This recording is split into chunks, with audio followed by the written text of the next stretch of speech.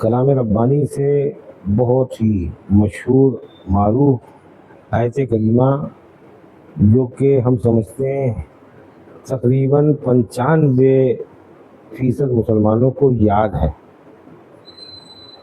اہدنا الصراط المستقیم، یہ سورہ فاتحہ سے میں نے آیت لی ہے۔ تو تقریباً ہر نمازی جو نماز پڑھتا ہے اس آیت کو پڑھتا رہتا ہے،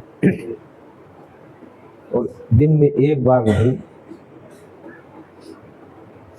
تقریباً 37 رکعت نماز صبح سے شام تک ہوتی ہے۔ اور اگر اس نے فرائض سنن نوافل کے علاوہ اشراق، چاشت، اوابین، تہجد یا دیگر اور نوافل پڑھی تو اس کی تعداد بڑھ جاتی ہے نا بھائی۔ اللہ تبارک و تعالیٰ نے ہم کو اور آپ کو جو نمازی ہیں کم از کم ان کے لیے تو میں کہہ سکتا ہوں ان کو بار بار اپنی بارگاہ میں دعا کرنے کا موقع دیا۔ نماز میں جب بھی پڑھتے ہیں تو اس کا مطلب کیا ہوتا ہے؟ اہدنا الصراط المستقیم کا، اے اللہ ہمیں سیدھے راستے پر چلا، صراط مستقیم جس میں شیطان کا دخل نہ ہو، ہے نا، وہی تو صراط مستقیم ہے۔ لیکن جس میں شیطان کا دخل ہے تو صراط مستقیم نہیں ہوتی، وہ آپ کو جہنم میں لے جانے والا راستہ ہوتا ہے۔ اور صراط مستقیم میں بھی کنڈیشن لگا دی ہے، اہدنا الصراط المستقیم صراط الذین انعمت علیہم، اس راستے پر چلا جس میں تو نے اپنے بندوں پر انعام فرمایا ہے۔ اللہ سے بھی مانگ رہے ہیں تو اللہ نے ہم کو مانگنے کا سلیقہ اور طریقہ بھی بتایا ہے کہ خالی یہ نہ کو صراط مستقیم، اہدنا الصراط المستقیم نہیں، صراط الذین انعمت علیہم، ان لوگوں کا راستہ جن پر تو نے انعام و اکرام فرمائے ہیں، عذاب نہیں، تیرا غضب نہیں۔ اور آگے اس کا بھی اظہار کر دیا ہے کہ ان کا راستہ جن کو تو نے انعام فرمایا ہے، غیر المغضوب علیہم ولا الضالین، پڑھتے نا آپ؟ آپ کو یہ بتانے کی ضرورت نہیں ہے کہ یہ کون سی آیت ہے اور کہاں سے ہے، سب آپ کی جانکاری میں ہے۔ جو مسجد میں آیا ہے تو میں تو وہ سمجھتا ہوں، جو مسجد میں نہیں آ رہا ہے اس نے کبھی یاد بھی نہیں کیا ہے وہ الگ بات ہے، لیکن جو مسجد میں آ رہا ہے تو اس کو تو معلوم ہے کہ سورہ فاتحہ کی آخری آیات ہیں۔ تو اللہ نے فرمایا کون سا راستہ جو صراط مستقیم ہے، وہ کون سا راستہ ہے جس پہ اللہ نے جن پر انعام فرمایا ہے ان کا راستہ ہے یہ غیر المغضوب علیہم۔ اور ساتھ ہی ساتھ اللہ نے سکھا دیا یہ بھی دعا مانگو، غیر المغضوب علیہم ولا الضالین، ان لوگوں کا راستہ ہرگز نہیں ہمیں چاہیے جن پر تیرا غضب نازل ہو چکا ہے۔ الحمدللہ ہم دن میں اپنی کیفیت کے اعتبار سے، اپنی حیثیت کے اعتبار سے، اپنے عمل کے اعتبار سے کتنے مرتبہ اللہ کی بارگاہ میں یہ دعا کرتے ہیں نا۔ آج تھوڑا سا ڈھیلا دیکھ رہے ہو، دیکھو اگر ڈھیلے دیکھو گے تو میں بھی ابھی سفر سے چلا رہا ہوں، آپ کو معلوم 3-4 دن سے میں آپ کے بیچ میں موجود نہیں، تو سفر سے چلا رہا ہوں تو مجھے بھی تو تکان ہوگی نا۔ لیکن اگر آپ پہلے سے سست بیٹھے ہوئے ہو تو جیسی تیری دال بھات ویسی میری فاتحہ کا مسئلہ ہو جائے گا، ہے نا بھائی؟ تو ویسی چاہتے ہو دال بھات کے ساتھ؟ ہاں، تھوڑا سا ہمارے ساتھ تعاون کیجیے۔ تو میں یہ عرض کر رہا تھا کہ اللہ تبارک و تعالیٰ نے ہم کو اور آپ کو اہدنا الصراط المستقیم کے لیے دعا کرنے کے لیے کہا ہے۔ عزیزان محترم، اللہ تبارک و تعالیٰ نے یوں تو نماز میں اور نیک اعمال میں کیا کیا خوبیاں رکھی ہیں، خود نماز کے لیے کہتا ہے ان الصلاۃ تنہی عن الفحشاء والمنکر، نماز برائیوں کو چھانٹ دیتی ہے نا بھائی؟ نماز جب نمازی نماز پڑھنے لگتا ہے تو جو برائیاں ہوتی ہیں تو وہ ختم ہونے لگتی ہیں۔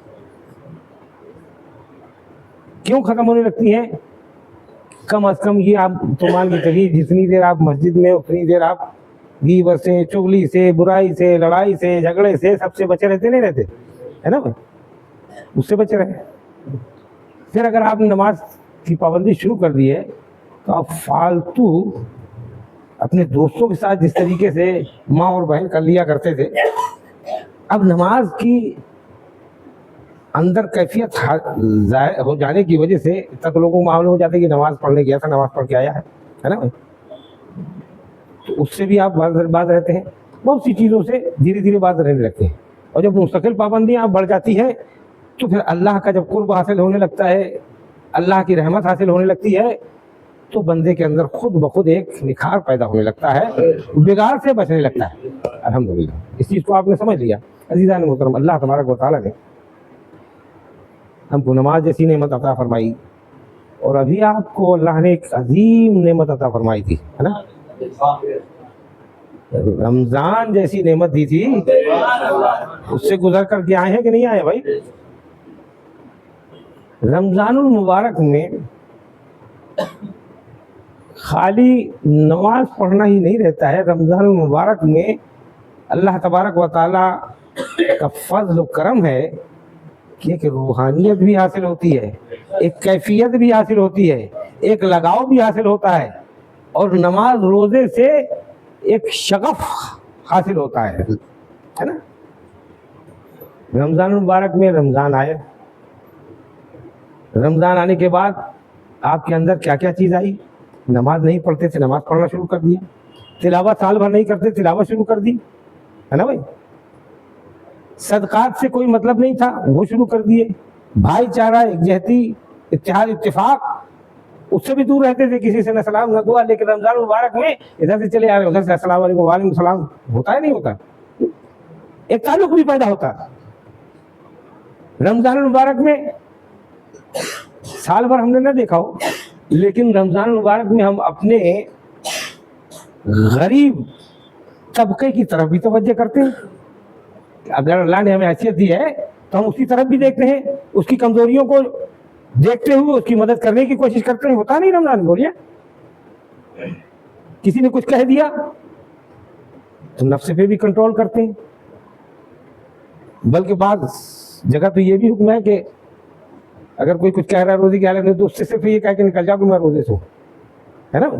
ताकि सामने वाले को भी समझ में आ जाए और मेरी भी जान छूट जाए, है ना?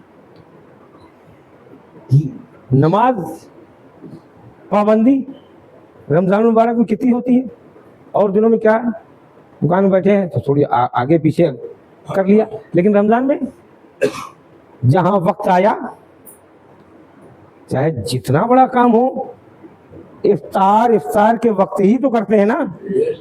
मैं थोड़ी सी गुफ्तगू आपको तकरीर के अंदाज में नहीं, क्योंकि मैं भी आज थका हुआ हूँ और आप भी जो है मुझे थके हुए दिख रहा है पहले से।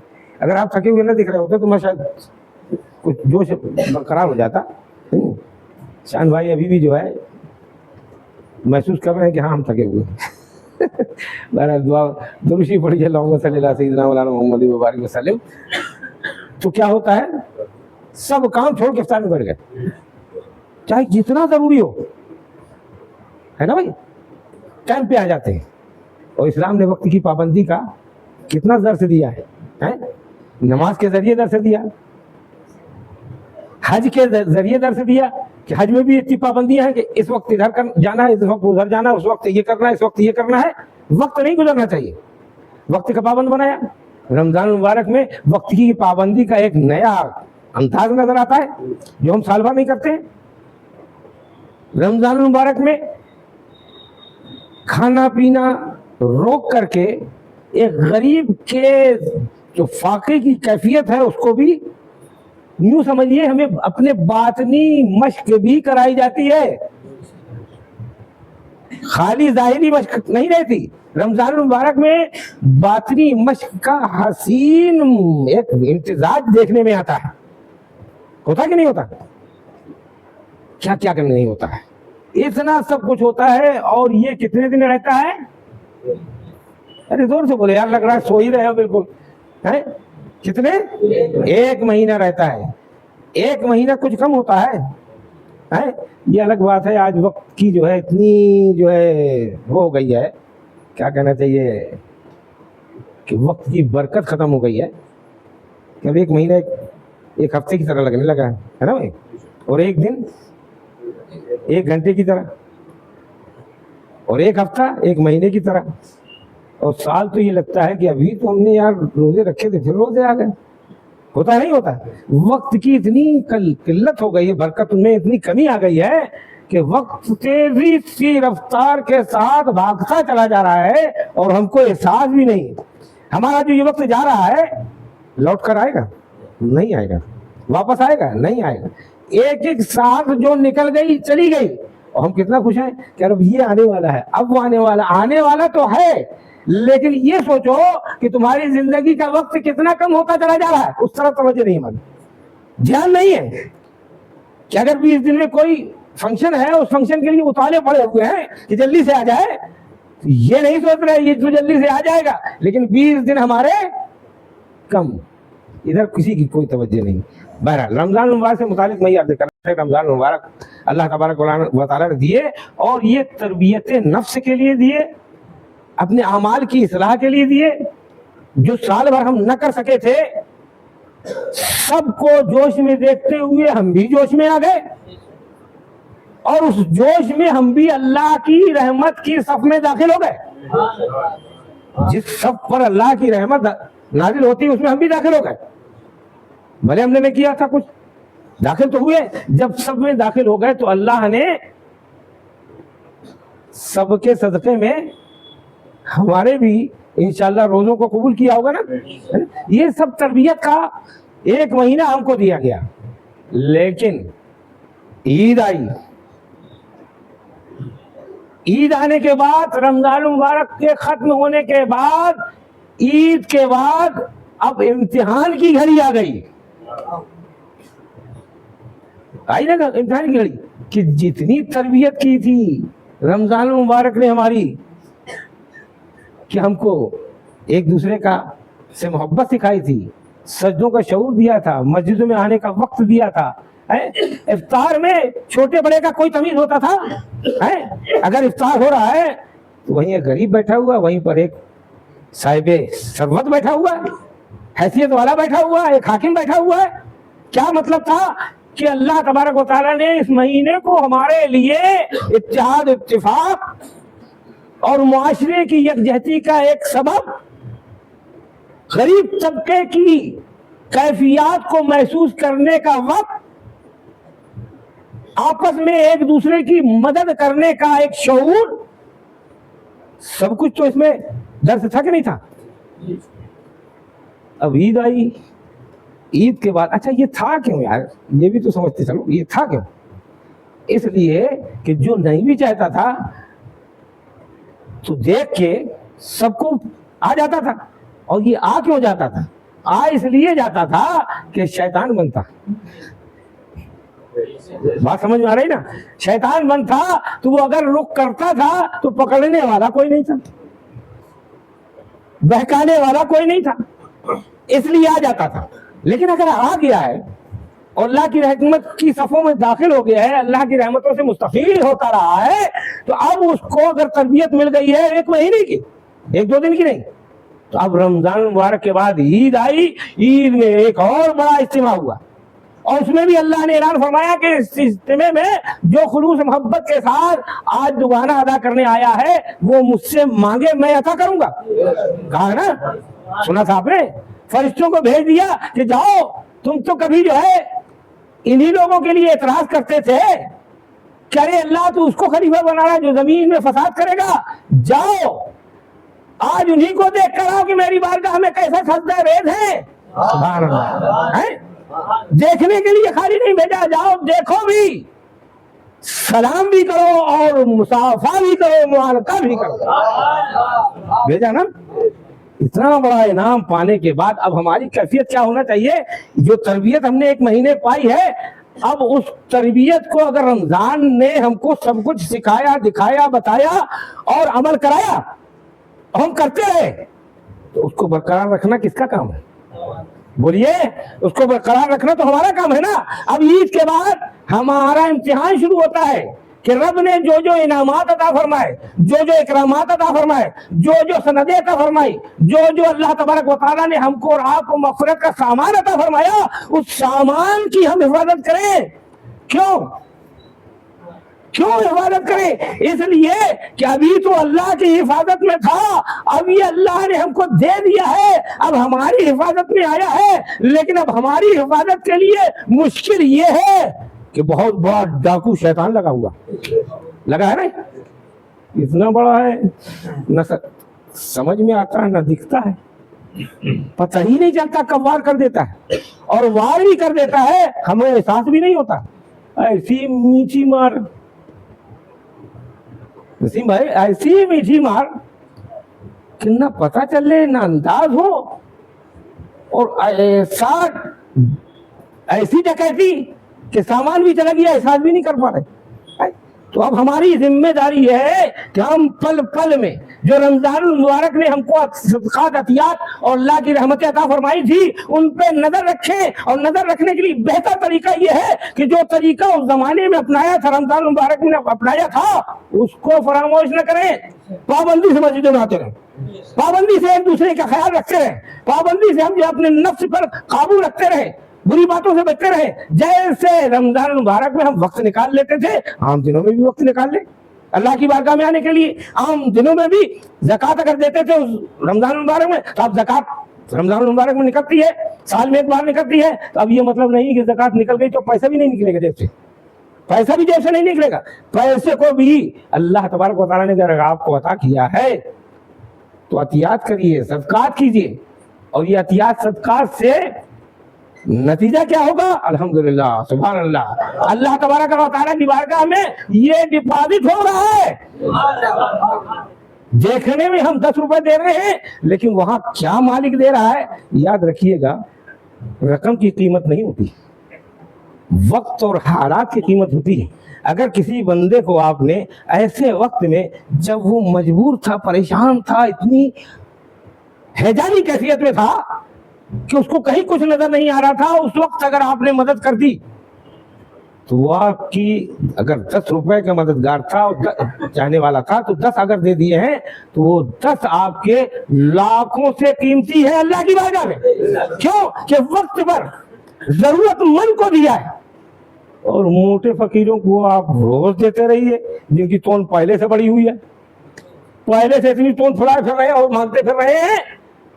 یاد رکھیے ان کو لاکھوں بھی دے دیں گے, ضرورت پوری نہیں ہوگی, وہ تو اس کے ضرورت مند بھی نہیں ہے. ڈھونڈیے, تلاش کیجیے کہ ہمارا کون سا بھائی کس پریشانی میں مبتلا ہے. اپنے آس پاس پڑوس میں مل جائیں گے, کہیں جانا نہیں پڑے گا.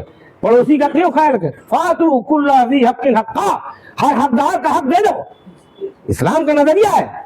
اور جب حقدار کا حق نہیں ملتا ہے, حقدار کا حق نہیں پہنچتا ہے, تو یاد رکھیے وہیں سے تنازع شروع ہوتا ہے, وہیں سے جھگڑا شروع ہوتا ہے, وہیں سے کیفیات میں تبدیلی آتی ہے. کیوں کہ جب ظلم بڑھتا ہے, ظلم خالی یہی تھوڑی ہے کہ ایک جھاپڑ مار دیا, ایک گولی مار دی, یہ کر دیا, نہیں. ظلم اتنا ہی نہیں, ظلم یہ بھی ہے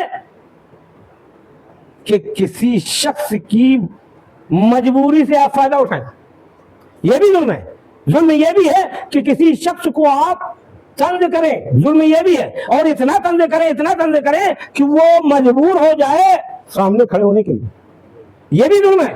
ارے اسلام نے ایک ایسا نظریہ دیا ہے کہ اللہ اس کے رسول کے فرمان کے مطابق چلنے والا نہ کسی کو طنز کرتا ہے, نہ کسی کے اوپر ظلم کرتا ہے, نہ زیادتی کرتا ہے, نہ کسی کا حق مارتا ہے, بلکہ جو اللہ اس کے رسول کا ماننے والا ہے وہ حقدار کا حق تو دیتا ہی ہے, حق سے زیادہ دیا کرتا ہے. اور جب کسی کو حق سے زیادہ مل جائے گا میرے بھائی, کوئی جھگڑا فساد رہ جائے گا, کوئی تنازع رہ جائے گا, کوئی کشمکش رہ جائے گی؟ نہیں رہ سکتی. الحمدللہ اللہ تبارک و تعالیٰ نے رمضان المبارک دیے. اب ہماری ذمہ داری تھی کہ جو اللہ نے ہم کو عطا فرمایا تھا, جو انعامات ملے تھے, ان انعامات کو شیطان سے بچا کر رکھے. نتیجہ کیا ہوتا ہے؟ رمضان گیا, نمازی اغوا, نمازی اغوا کر لیے جاتے ہیں. لوگ ڈھونڈتے پھرتے کون لے گیا, کون لے گیا ہے نمازیوں کو؟ بھئی ہم تو کہیں گے اغوائی ہو جاتے ہیں، آپ چاہے مانو چاہے نہ مانو، میری طرف سے تو یہ اعلان ہے کہ نمازی اغوا ہو گئے۔ جیسا ہی وہ رمضان گیا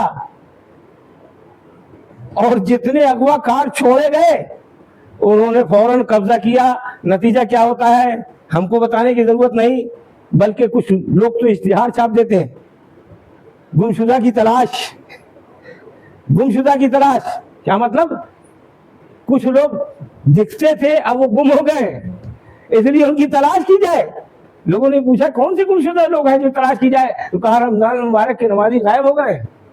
عزیزان محترم، ہم مسلمان ہیں، مسلمان کا کردار، اطوار، طریقہ، اخلاص، محبت، رواداری ایک ایسے انداز پہ ہونا چاہیے کہ دیکھنے والا دور سے اس کے چال اور رفتار کو دیکھ کر کہہ دے کہ غلام مصطفیٰ چلا رہا ہے۔ لیکن الحمدللہ اللہ کا پھر بھی فضل ہے، پھر بھی احسان ہے کہ اللہ تبارک و تعالیٰ اتنے ہماری نالاکیوں، ناچکیوں اور تمام برائیوں کے باوجود بھی اللہ ہمارے اوپر غضب نازل نہیں فرما رہا۔ ناراض ضرور ہے لیکن غضب کیوں نہیں نازل فرما رہا ہے؟ جبکہ چھوٹی چھوٹی سی برائیوں کے اور تھوڑے تھوڑے ایک ایک معاملات کے اوپر پوری پوری قوموں کو تہوبارہ کر دیا جاتا تھا، الٹ دی جاتی تھی، پوری پوری بستیاں پتھر بسائے جاتے تھے، صورتیں مسخ کر دی جاتی تھی۔ لیکن آج اگر ہم غور کرتے ہیں تو دیکھتے ہیں کہ آج ہم امت مصطفیٰ پر جو تمام امتوں میں عیب سے گناہ تھے وہ سب موجود ہیں، وہ سب موجود ہیں، لیکن ہماری بستی نہیں الٹی جاتی ہے، ہمارے اوپر یکجائی عذاب نازل نہیں ہوتا۔ ہاں ٹیلر کے طور پر ضرور کبھی کہیں کچھ ہو گیا، کبھی کہیں کچھ ہو گیا ہے، لیکن کیوں نہیں ہوتا؟ اس لیے کہ اللہ نے کلام ربانی میں فرمایا ہے اے محبوب ہم آپ کی امت پر، پوری امت پر عذاب اس لیے نازل نہیں کریں گے کہ اے محبوب انت فیہم، آپ ان کے بیچ میں موجود ہیں۔ حیات محمدی سے کیسے ثبوت ملتا ہے؟ مصطفیٰ جان رحمت ابھی ہمارے بیچ میں موجود ہے، اس لیے اللہ تبارک و تعالیٰ کلام ربانی فرما رہا وانت فیہم، آپ ان کے بیچ میں موجود ہیں، کیسے میں سب کو ختم کر دوں؟ تو مصطفیٰ جان رحمت اللہ کی رحمت بن کر ہمارے بیچ میں ہے، اس لیے یارو عذاب سے ہم بچے ہوئے ہیں۔ محترم حضرات، اللہ نے ہم کو مصطفیٰ جان رحمت کے صدقے میں دنیا کے عذاب سے بچا رکھا ہے، لیکن یہ نہ بھولنا کہ اگر لاپرواہی پہ لاپرواہی، لاپرواہی پہ لاپرواہی، گناہ پہ گناہ، ناجائز پہ ناجائز کرتے چلے جاؤ گے تو اللہ حفاظت وہاں کرے گا نہیں، پھر مواخذہ کرے گا۔ جب قیامت کے دن حساب سامنے آئے گا تو سوائے افسوس کے کچھ نہیں ہوگا۔ اللہ تبارک و تعالیٰ آپ کو سمجھنے کی توفیق عطا فرمائے۔ عزیزان محترم، اللہ تبارک و تعالیٰ رمضان جیسا مقدس موقع ہمیں عطا فرمایا تھا، اور اس موقع کو اگر اللہ نے ہمارے اوپر فضل و کرم سے پورا فرمایا ہے تو اب اس کی سلامتی کے لیے دعا کیجئے کہ مالک مولا جیسے ہم پہلے نمازی تھے ویسے ہی ابھی نمازی بنے رہے، جیسے ہم پہلے جو ہے نمازوں کے لیے دوڑتے تھے ویسے ہی مسجد کی طرف رواں رہے، جیسے ایک دوسرے سے محبت و خلوص کے ساتھ ملتے تھے اور صورت مسلمانی بنائے رہتے تھے۔ اے اللہ وہی موقع ہمیں سال بھر اپنے رات میں کرنے کی توفیق عطا فرما۔